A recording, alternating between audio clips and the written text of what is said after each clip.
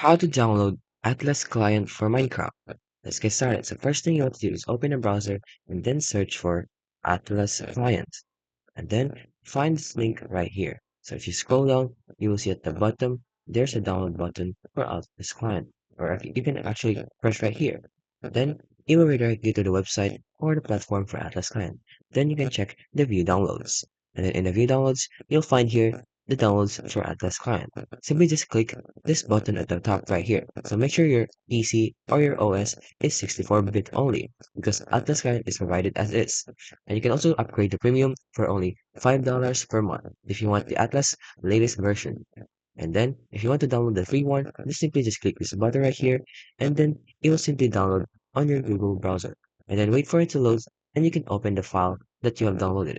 And simply just add that APK file to your Minecraft files. And then that's how you can basically download Atlas Client for Minecraft.